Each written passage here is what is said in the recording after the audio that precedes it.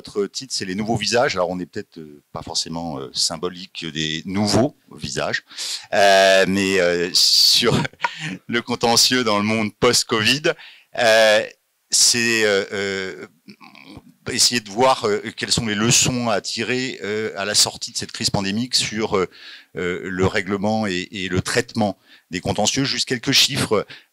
Moi qui m'avais, enfin, alors, qui sont un peu accrocheurs, mais c'était quand on regarde au Brésil pré-pandémie, il y avait 100 millions de cas qui étaient en attente devant les tribunaux. C'était pré-pandémie. Quand on regarde ce qui s'est passé au tribunal de commerce de Paris, on a eu une chute dans un premier temps du nombre d'affaires et puis une progressive remontée. Aujourd'hui, on est à peu près au niveau en termes de contentieux qui sont devant les tribunaux de commerce, enfin devant le tribunal de commerce de Paris pour être exact, qui est remonté à son niveau pré-pandémie. Et puis les tribunaux ou les tribunaux arbitraux et notamment ICC, là on a vu une montée progressive du nombre d'affaires avec un montant record qui était en 2020 du nombre d'affaires arbitrales devant ICC, et avec une montée plus lente, mais une vraie montée du recours aux modes amiables ou aux services associés autres que l'arbitrage de la CCI. Donc, ma première question qui s'adressera probablement effectivement à vous, Joseph, c'est quelles leçons tirer de la sortie de la crise pandémique sur le traitement et le règlement des conflits de nature économique et un peu à l'échelle globale. Merci, bonjour, bonjour à toutes et à tous. Donc, ce qu'on peut dire sur le traitement du contentieux, c'est que, en fait, je vais prendre, voilà, merci, pardon, c'est que c'est assez contrasté parce que de mon expérience, je trouve qu'il y a deux régimes assez différents. Il y a le régime un peu collectif, c'est-à-dire toutes les politiques publiques qui ont été mises en place pour essayer d'éviter les conflits, et ça a plutôt bien marché. Et il y a le traitement des affaires individuelles où là c'est moins bon, je dirais. Alors sur le traitement collectif, c'est toutes les procédures, toutes les politiques de soutien à l'économie un peu partout dans le monde. Hein. Tout le monde a accordé des aides, tout le monde a assoupli les règles. On a assoupli la politique fiscale, la politique sociale, la politique dans tous les sens. On a, même en France, on est allé jusqu'à, pendant certaines périodes, à geler les procédures de résiliation, les clauses résolutoires, les clauses de pénalité. Donc, et tout ça a plutôt bien marché. En droit de la concurrence, toutes les autorités de concurrence du monde ont gelé les délais, elles se sont dites ouvertes à accepter des coopérations entre entreprises, elles ont accepté les aides d'État très vite de façon et ont rejeté beaucoup de plaintes pour aides d'État parce qu'elles ont dit non, on est dans une période de crise, il faut accepter les aides d'État. Elles ont revu leur politique, notamment elles ont accepté la théorie de l'entreprise défaillante. En France, ça avait toujours été refusé. Vous avez vu la récente affaire But qui a racheté Conforama. Et là, pour la première fois en France, on a dit, de toute façon, les magasins Conforama auraient disparu à cause de la crise. Donc, peu importe que But plus Conforama, ça représente des parts de marché très importantes, on regarde même pas, puisque de toute façon, But aurait pris les parts de marché de Conforama. Donc, je dirais, toutes ces politiques collectives ont plutôt bien marché. En revanche, au niveau des affaires judiciaires, je dirais, interindividuelles, ça a été moins bon, enfin, c'est mon sentiment. Alors, on mettait beaucoup d'espoir dans l'imprévision, et on se disait, l'imprévision, c'est fait pour la crise, puisque c'est des circonstances imprévisibles qui rendent maintenant l'exécution de certains contrats très onéreux. Et en pratique, dans 99% des cas, l'imprévision a été rejetée par les tribunaux, puisque soit on a dit, le contrat il est antérieur au 1er octobre 2016, donc il n'y a pas d'imprévision, ou bien après le 1er octobre 2016, les parties l'ont écarté par une clause, parce que tout le monde avait tellement peur de l'imprévision qu'on a mis des clauses pour dire non, on l'écarte. Ou bien les juges ont dit, bon, vous n'avez pas écarté l'imprévision, mais votre contrat, implicitement, il l'écarte, parce que c'est un contrat à forfait. Vous avez mis une clause de révision, c'est un contrat aléatoire, c'est un contrat de swap, donc il n'y a pas d'imprévision. Ou bien on a dit, bon, ça rend le contrat peut-être plus difficile, mais pas excessivement onéreux. Ou bien une fois que la crise a commencé, on a dit c'est plus imprévisible. On est dans la crise, donc vous pouviez le prévoir. Et donc, ou bien encore, les gens n'ont pas recouru à l'imprévision parce que ils avaient besoin d'une solution immédiate. Et l'imprévision, il faut exécuter le contrat jusqu'à la solution du juge. Donc ça dure trop longtemps. La force majeure, c'est un peu pareil. Notre ministre de l'économie avait dit la crise sanitaire, c'est un cas de force majeure, mais les juges ne l'ont pas suivi. Puisque là aussi, la force majeure, c'est très difficile à invoquer. Il faut un événement irrésistible, imprévisible, extérieur, qui rend l'exécution de l'obligation impossible. Et là, les juges ont dit, non, c'est pas impossible, c'est plus dur, mais vous pouvez exécuter. Ou bien les juges ont dit, on peut jamais invoquer la force majeure pour échapper à une obligation de paiement. Or, la plupart des obligations qui sont difficiles, ou impossibles ou difficiles à exécuter, c'est des obligations de paiement, mais ça ne la force majeure, on ne peut pas l'invoquer. Donc, alors, les seuls cas où j'ai vu la force majeure marcher en temps de crise, quasiment, c'est les clauses de force majeure étendues. Et on peut donner un exemple, c'est les litiges qu'il y a eu entre EDF et les fournisseurs alternatifs d'électricité qui achètent de l'électricité chez EDF. Ils achètent de l'électricité pas cher du tout même, c'est de l'énergie nucléaire, mais du fait de la crise, comme la consommation d'électricité a baissé de 50% en France à un moment donné, les prix ont baissé de 40%.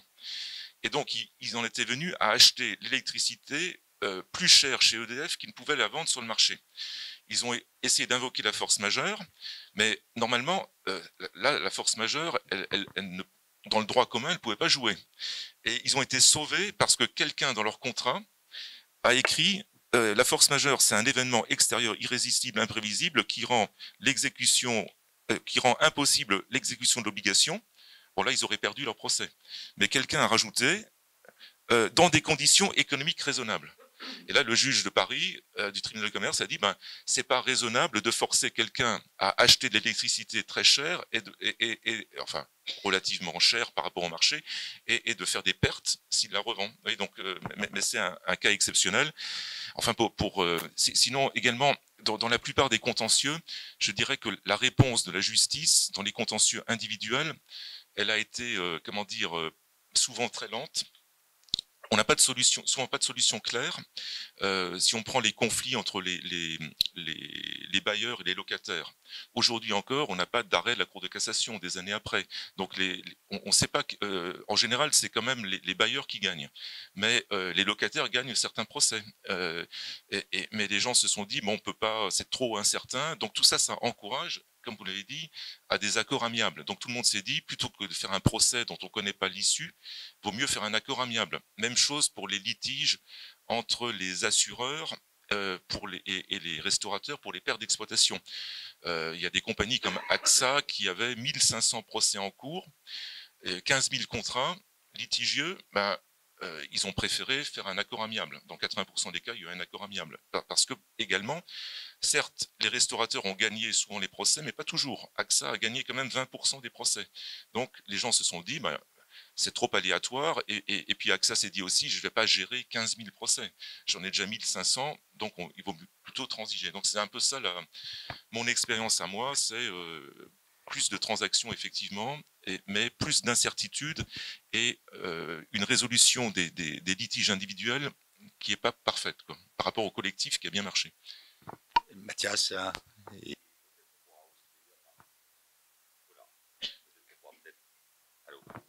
non, ça a marché. Et peut-être qu'on pourra aussi inverser l'ordre de nos... ça va venir. On pourra aussi inverser l'ordre de nos questions, parce que comme on a abordé aussi le traitement amiable des règlements des conflits, tu pourras peut-être commenter sur ce sujet, sachant qu'on parle depuis longtemps d'une progression effectivement des mardes, mais est-ce que ça arrive également enfin? Mais quelques mots de commentaire probablement.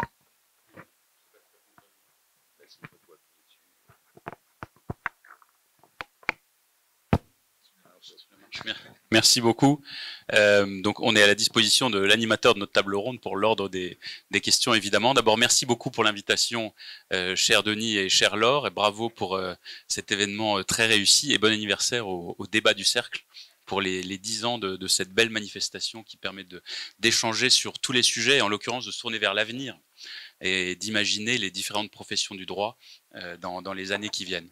Alors simplement un très bref complément, moi je suis très en phase avec ce qui vient d'être dit, mais peut-être un bref complément sous forme de prospective avant de parler éventuellement des modes alternatifs. Il me semble que, avec tous les risques de la prospective par définition, hein, mais il me semble que entre la pandémie et la guerre en Ukraine, nous rentrons potentiellement dans une nouvelle ère de la conflictualité politique, diplomatique, économique, et que ça impactera forcément le traitement des litiges, y compris économiques, qui nous intéressent ici, dans les années qui viennent. Pourquoi? Parce que tout ce qu'on avait appris à connaître, qu'on a sans doute participé à construire au cours des dernières décennies, qui est une mondialisation par le droit et par les flux économiques, est brutalement remis en cause par ces différents événements, par le durcissement des relations entre les États-Unis et la Chine. Et donc il y a à la clé potentiellement un éclatement de la scène juridique internationale, avec pour les entreprises, me semble-t-il, plusieurs risques. D'abord, évidemment, le risque des sanctions, soit qu'elles soient frappées par des sanctions directement, et dans ce cas-là, on est évidemment dans la situation la plus brutale, mais soit aussi que vous souhaitiez mettre en œuvre et respecter les régimes des sanctions, et que vous vous retrouviez dans des contradictions entre la volonté de l'entreprise de respecter l'état du droit international et national et ses engagements contractuels. Là, il y aura, à mon avis, dans les années qui viennent, des litiges massifs et pour les entreprises de bonne foi, parce que des co-contractants peu scrupuleux ne se priveront pas de dire qu'en réalité, les sanctions sont invoquées uniquement pour détourner une volonté qui serait cachée de l'entreprise de se défaire de tel ou tel respect d'engagement contractuel. Donc là-dessus, à mon avis, très grande vigilance, très grande attention à avoir. Et un deuxième point très bref, c'est que cela doit conduire aussi, à mon avis, pour les directions juridiques, qui souvent le font déjà, à être encore plus positionnés comme des acteurs stratégiques au sein de l'entreprise. Parce que les années qui viennent seront des années de guerre par le droit, et d'utilisation du droit comme instrument de guerre économique et même de guerre pure et simple. Donc il y aura certainement peut-être une fonction notamment qui va augmenter, c'est le rôle de la direction juridique, on l'espère assister de ses conseils, pour... je plaisante. Enfin, à moitié, à moitié. Bon, mais sur le fond, pour avoir un rôle stratégique de coordination des contentieux plurilocalisés. Parce qu'on va assister à ça aussi, c'est déjà le cas, des contentieux qui naissent un peu partout. On a d'abord l'impression que c'est le hasard, et en réalité pas du tout. Vous avez des acteurs qui vous cherchent des poux dans la tête aux quatre coins du monde. Et là, il y a un grand risque. Si la DJ n'est pas écoutée suffisamment, et si son rôle de coordonnateur stratégique n'est pas suffisamment pris en compte, à mon avis, que des contentieux soient à la fin gérés de manière sous-optimale, parce qu'on les gérera pays par pays ou région par région sans avoir l'approche globale. Et là, on peut avoir des accidents industriels lorsque on pense se battre sur un terrain et qu'en réalité, une décision qu'on obtient devient totalement défavorable à la stratégie générale. Donc voilà les deux points que je voulais faire sur ce thème-là. Ça me fait penser à la on attaque à un endroit et en fait pour livrer effectivement un vrai combat juste à côté ou ailleurs. Juste parce que ça a été effectivement abordé sur la partie, si tu peux compléter peut-être sur les modes amiables, est-ce qu'on voit vraiment un essor de ces modes amiables? Parce qu'on en parle depuis longtemps. Maintenant, est-ce que c'est véritablement une voie d'avenir? Alors, là-dessus, je suis peut-être biaisé parce que je travaille énormément sur les sujets de médiation et comme avocat et dans le cadre d'Equanim International, mais ça part d'une conviction très forte qui est que nous sommes, à cause de la conflictualité que je décrivais tout à l'heure, probablement au début d'une ère d'essor très fort des modes alternatifs, en particulier de la médiation en France, en Europe et dans le monde. Moi, je suis convaincu que la médiation va connaître dans les années qui viennent un sort comparable à celui de l'arbitrage dans l'après-guerre. Et pour plusieurs raisons.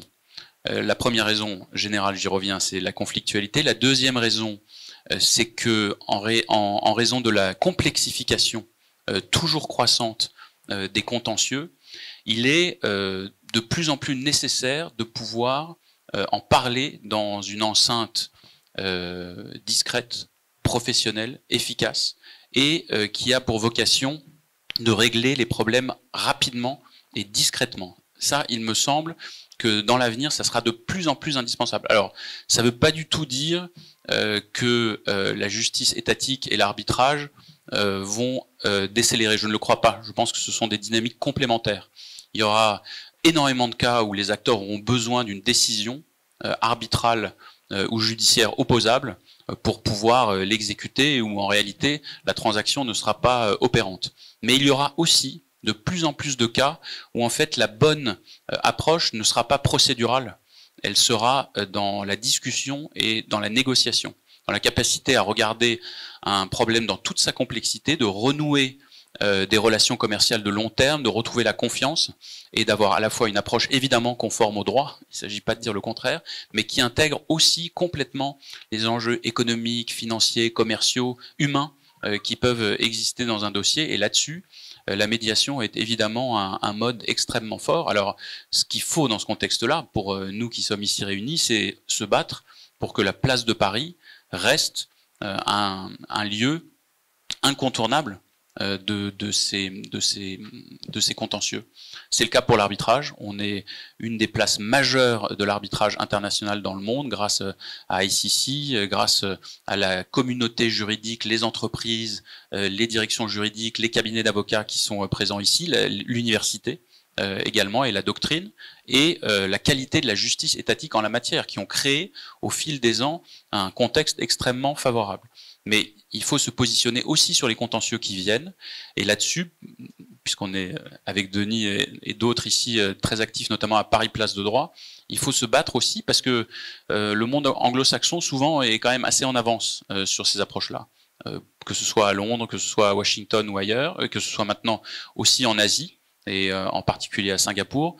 Donc la place de Paris, pour son attractivité à laquelle nous sommes tous ici très attachés, doit aussi se positionner très fortement sur ces dossiers d'avenir. Merci pour ce militantisme. Je vous ai fait votre œil sur les modes amiables et ses vertus. Alors moi je suis un tout petit peu moins optimiste parce que bon c'est vrai que c'est très à la mode et il y a des tas de mesures qui poussent à des arrangements amiables, à éviter les procès. Comment dire, il y a les petits litiges maintenant. On dit qu'il faut une phase de conciliation obligatoire. La jurisprudence est maintenant très sévère. Dès qu'il y a une clause de conciliation préalable un peu forte, il faut la respecter, sinon la demande est irrecevable. Les juges essayent par tous les moyens à éviter les contentieux. Souvent, ça va trop loin parce que même la procédure d'appel, elle est faite maintenant pour empêcher les contentieux. Hein. C'est un peu terrible. Il y a un formalisme comment dire, et à force de vouloir empêcher les contentieux, on en crée, hein, parce que les procédures d'appel qui sont un peu malades, elles génèrent du contentieux. Hein. Mais on vous dit aujourd'hui, si vous mettez pas dans votre déclaration RPVA tous les chefs de jugement que vous critiquez, si vous les mettez sur un formulaire annexe, vous n'avez pas fait appel. Si vous mettez pas dans le dispositif de vos dernières conclusions tous les chefs de jugement critiqués, vous n'avez pas saisi la cour. Et donc, ça donne lieu à des contentieux à répétition. Donc, je dirais, la volonté à tout prix de forcer les parties à trouver des accords amiables, je trouve que c'est pas bien, parce que alors je pense que toutes les voies amiables, elles vont progresser, mais peut-être un peu moins que ce que pense Mathias, parce que quand on fait un procès, les avocats, ils ont déjà tenté l'accord amiable. Hein. Oui, on a déjà tout tenté, et si on n'y est pas arrivé, bon, il y a peut-être une minorité de cas dans lesquels on peut encore y arriver, mais c'est une minorité de cas. Et très souvent, les juges, au début du procès, vous poussent à l'amiable. Lorsque vous avez plaidé pendant 2 heures, on vous dit, c'est très intéressant ce que vous avez dit, mais est-ce que vous ne voudrez pas rentrer dans la phase de conciliation? Quand même, alors bien sûr, personne dit non, parce que on veut se faire bien voir du juge. Si on dit non, on se dit on va apparaître comme des mauvais coucheurs, mais très souvent on se rend compte qu'on est rentré dedans, mais dans la moitié des cas, pas dans l'intention vraiment d'y aller. Vous voyez, donc c'est vrai, la tendance est vraie, mais je dirais que le degré de la tendance, je serais un peu moins optimiste. Je vais simplement répondre. Je disais en riant, rendez-vous dans 10 ans pour voir. Évidemment, c'est possible. Moi, il me semble, alors c'est vrai, rien n'est pire que la médiation qui est faite uniquement pour faire plaisir au juge, pour parler rapidement. Ça, je suis parfaitement d'accord. Ça n'apporte rien, ça fait perdre du temps, et il faut surtout pas aller dans une application comme ça, presque un peu bureaucratique de la médiation. Ça ferait augmenter de manière artificielle le nombre de médiations, mais en rien l'apport de la médiation au règlement des litiges. En revanche, il me semble, d'abord, il y a quand même une pression européenne depuis la directive de 2008 qui est très forte. Alors les chiffres que j'ai moi, c'est depuis cette directive une hausse de 13% des médiations au sein de l'Union européenne. Alors il est possible là-dessus, on n'a pas, il doit être quasiment impossible d'avoir d'ailleurs la part des médiations un peu artificielles comme ça que je décrivais et des vraies médiations. Mais il y a quand même une tendance, et puis il y a une nécessité aussi qui est de recentrer la justice étatique sur l'essentiel, et sur là où elle est utile, et là où elle est indispensable, et où elle est seule légitime à intervenir et à désencombrer les prétoires de toute une série de dossiers qui, en réalité, n'ont rien à y faire. Et puis un tout dernier point là-dessus, il me semble qu'il y a un vrai travail culturel à faire pour nous, avocats, directeurs juridiques, professionnels du droit, aussi pour accompagner cette transformation-là. C'est-à-dire qu'il faut qu'il y ait une approche de place probablement là-dessus, pour éviter le dévoiement et puis encore une fois les médiations artificielles, mais aussi pour développer cette culture de la médiation qui sans doute aujourd'hui est encore un peu timide pour beaucoup de raisons, y compris certaines que vous avez décrites. Voilà, donc il y a aussi une mobilisation de place probablement à avoir sur ces dossiers-là.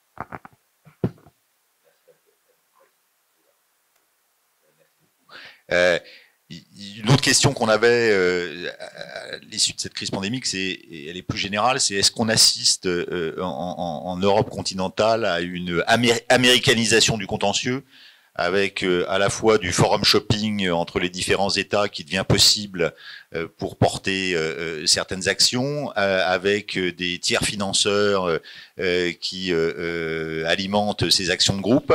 Quel est votre regard, Joseph, sur ce sujet? Alors, c'est vrai qu'il y a la tendance, c'est certain. Bon, en sachant quand même que les droits américains et européens sont très, très différents. Et que, bon, puisque aux États-Unis, le private enforcement est beaucoup plus important, le public enforcement moins important que chez nous. Ça, c'est une grande différence. Alors, le problème, c'est que si chez nous, on fait beaucoup plus de private enforcement, mais en gardant le même niveau de public enforcement, et malheureusement, c'est ce qui est en train d'arriver dans certains domaines, en droit de la concurrence par exemple. Ça veut dire que les entreprises vont être soumises à un niveau de sanction démentiel. Et ça, il faut l'éviter, je pense. Et malheureusement, c'est la tendance en droit de la concurrence. En droit de la concurrence, vous avez l'action publique est de plus en plus sévère. Le niveau des amendes en France, par un simple jeu d'une nouvelle brochure de l'autorité, il a été multiplié par 2. Donc l'autorité de la concurrence a décidé par une simple communication de multiplier les amendes par 2. Et en même temps, tout le monde croit qu'en matière de concurrence, le niveau maximal, c'est 10% du chiffre d'affaires mondial, mais ils ont imaginé de le faire par grief. Donc si vous avez 3 griefs, c'est 30% du chiffre d'affaires mondial. Alors ils n'osent pas encore le faire vraiment, ils y vont par petites touches, mais c'est la tendance. Alors si on rajoute en plus le système américain, ça veut dire qu'on a des dommages et intérêts en plus très élevés. C'est un peu la tendance que ça prend. Donc moi je pense que si on s'inspire du système américain, pourquoi pas? Parce que les parties privées sont efficaces et donc si elles sont peut-être plus efficaces que le système public pour mettre en jeu le droit de la concurrence. Mais dans ce cas-là, il ne faut pas en même temps augmenter les amendes autant. Oui, ça c'est un gros problème. Alors après, est-ce qu'on assiste à une américanisation par les actions collectives? Un tout petit peu. Donc il y a des actions de groupe en France maintenant, mais il n'y en a pas beaucoup. Il y en a entre 20 et 25 à peu près depuis que ça a été lancé. Il y a des actions groupées, il y a des fonds souvent des fonds anglais ou américains qui financent des actions groupées. C'est surtout des gens comme Burford Capital ou des sociétés d'assurance. Bon, donc ça commence à se faire. Bon, moi actuellement en défense, moi je fais face à 3 actions de groupe ou groupées, soit d'une association de consommateurs, soit financées par des fonds. Donc ça commence. Alors, je pense que ça marchera jamais aussi bien qu'aux États-Unis, parce que en France ou en Europe, les dommages-intérêts qu'on peut recevoir sont limités. En France, c'est le principe de réparation intégrale, donc on répare le dommage, mais pas plus. Aux États-Unis, on donne beaucoup plus. Vous voyez, une action de groupe aux États-Unis, elle est forcément beaucoup plus rentable qu'en France ou en Europe. Alors, elle est un peu plus rentable aux Pays-Bas et au Royaume-Uni, mais c'est jamais les montants américains. Donc c'est beaucoup plus difficile à financer une action de groupe ou une action groupée en France ou en Europe qu'aux États-Unis. Donc on ne sera jamais au même niveau. L'autre problème, c'est que nos mécanismes institutionnels sont moins favorables, puisque les actions de groupe en France, c'est limité à 15 associations de consommateurs dans des domaines très précis. Les actions groupées, ça peut être compliqué, il faut des mandats écrits, ayant date certaine, etc. Donc ça peut être compliqué. Un autre obstacle, c'est que moi je ressens alors moi je suis un défenseur d'entreprise par rapport à des actions de groupe ou groupées, donc je ne suis pas totalement objectif. Mais ce que je ressens, c'est que les gens qui font des actions de groupe ou groupées se sont emparés de thèmes où ils pensaient gagner beaucoup d'argent. Et ils se sont dit, bon, on va prendre des actions où il y a des milliers ou des centaines de milliers de personnes. Le problème, quand on regarde ces actions, dans les 25 actions de groupe, il n'y en a quasiment aucune qui a marché. Irrecevables, infondées, ou bien elles sont emberlificotées, noyées dans la procédure. Alors moi j'ai un exemple récent où je défendais BMW contre la CLCV.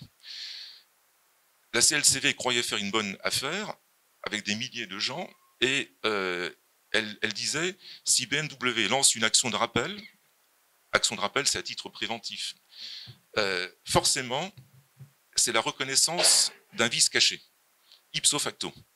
Ben, ils ont perdu, première instance, appel, parce que c'est fou de dire que lancer une action de rappel au titre du principe de précaution, c'est reconnaître un vice caché ou un défaut de sécurité.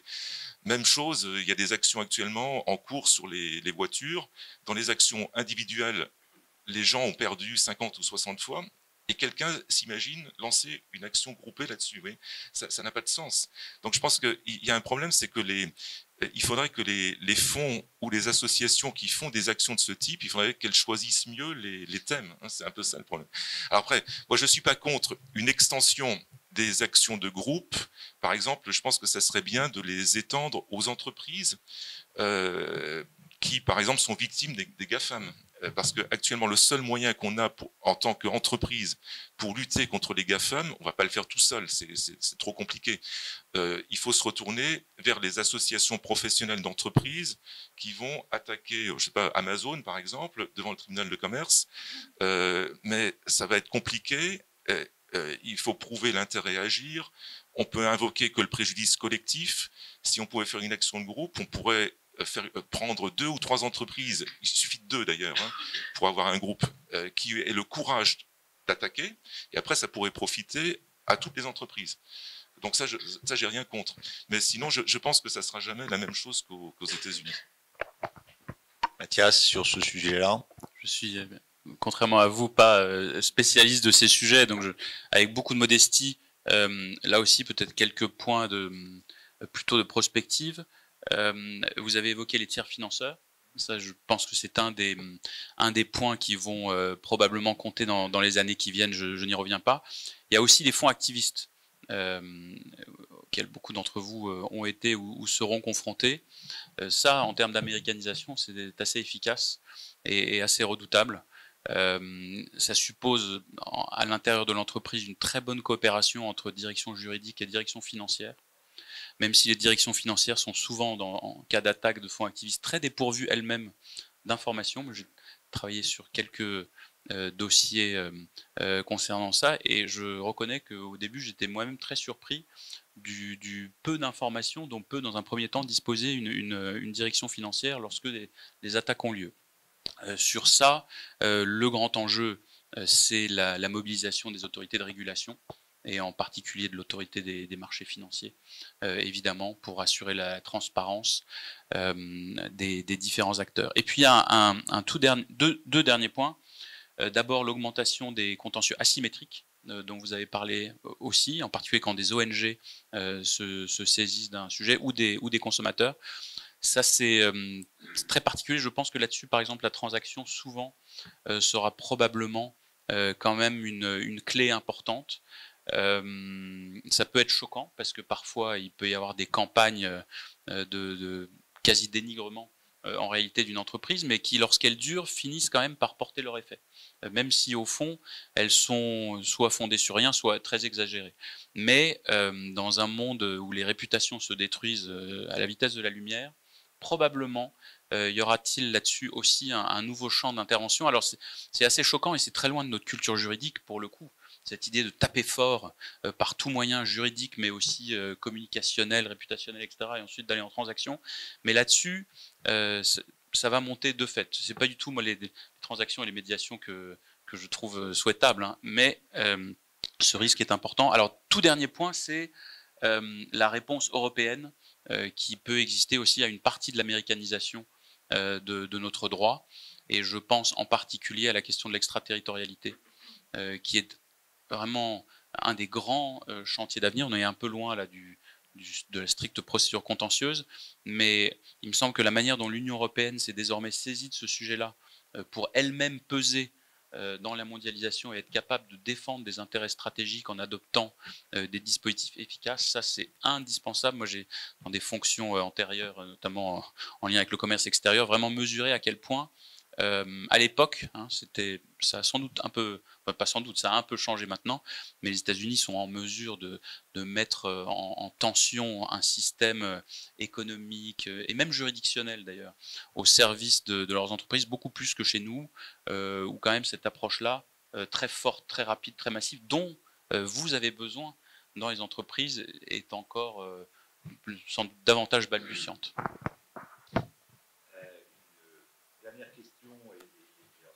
Tient à cœur, donc je vais quand même vous la poser, mais qui est l'apport Est-ce que vous pensez que le numérique apporte quelque chose dans le traitement et le règlement des conflits, et est-ce qu'on a vu à l'issue ou dans le cadre effectivement de la crise pandémique une progression de l'utilisation de ces outils numériques pour le règlement des conflits?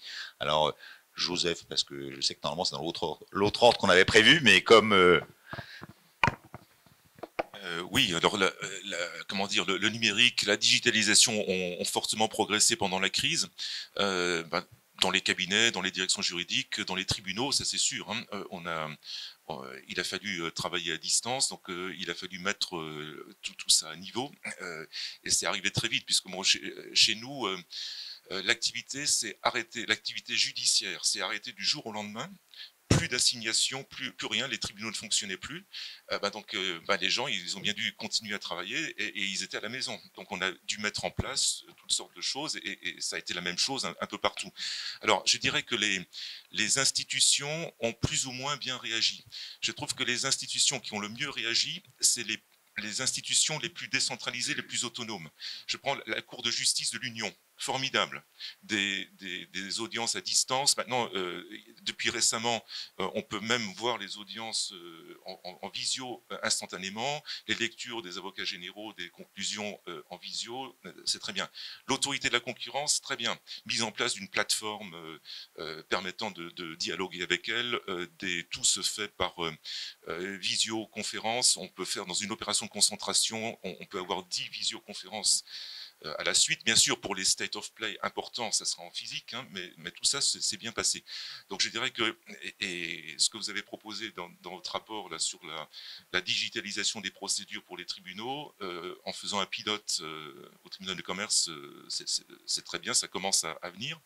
Alors peut-être le chantier, alors bien sûr, le gros de la justice est un peu en retard par rapport à toutes ces avancées. Hein.